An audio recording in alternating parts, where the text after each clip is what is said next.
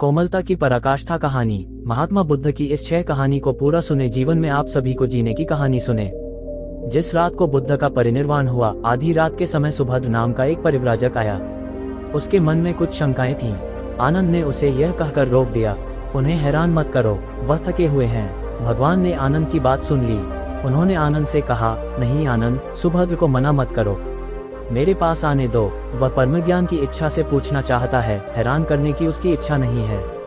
पूछने पर जो मैं उसे कहूंगा वह उसे जल्दी ही समझ लेगा। मध्यरात्रि में, उस अवस्था में सुभद्र की तथागत से उपदेश सुनने का सौभाग्य मिल गया। एक बड़ी दुखियारी स्त्री थी। पति, पुत्र, परिवार सब उसका नष्ट हो गया था। मारे दुख के वह पागल हुई फिरती थी। कपड़े पहनने का भी उसे होश न था।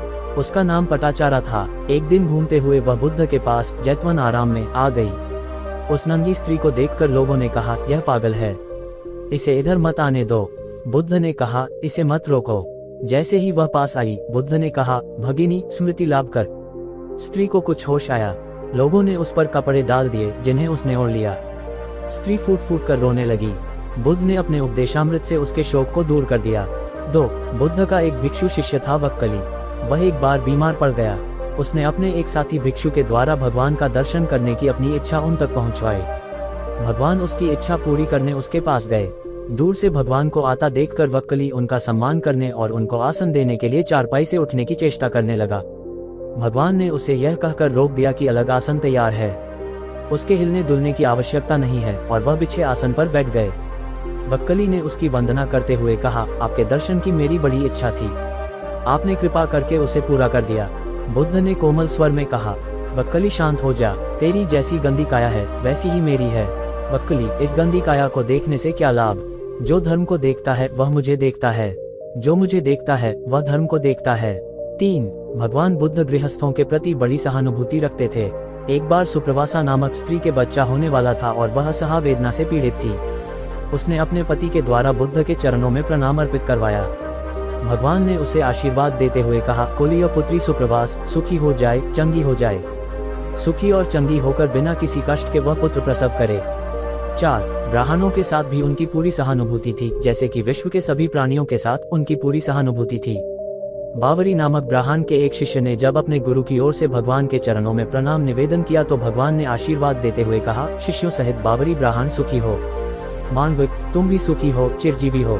5. बुद्ध के पास छोटा बड़ा जो भी जाता था वह उससे कहते थे, आओ तुम्हारा स्वागत है।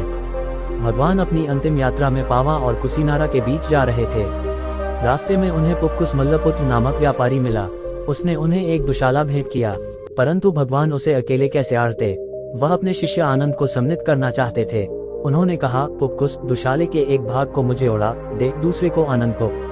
पुक्कुस ने ऐसा ही किया। 6. भूल करने वालों के प्रति भी बुद्ध की अनुकंपा का पार न था। एक बार एक ब्राह्मण ने भगवान को वेरंजा में वर्षावास करने का निमंत्रण दिया। भगवान वहां गए, लेकिन वह ब्राह्मण बहुधंधी था। उसने उनकी कुछ भी सुध बुद्ध नहीं ली। बुद्ध को बड़ा कष्ट हुआ। उन्हें 3 महीने तक कुटा हुआ जौ रोज खाना पड़ा, क्योंकि उस समय वेरंजा में अकाल पड़ रहा था और वह भी उनको और उनके शिष्यों को घोड़ों के व्यापारियों से मिलता था। इतना होने पर भी वर्षावास की समाप्ति पर भगवान बुद्ध अन्यत्र जाने से पूर्व वेरंजा जाकर ब्राह्मण को आशीर्वाद देना नहीं भूले।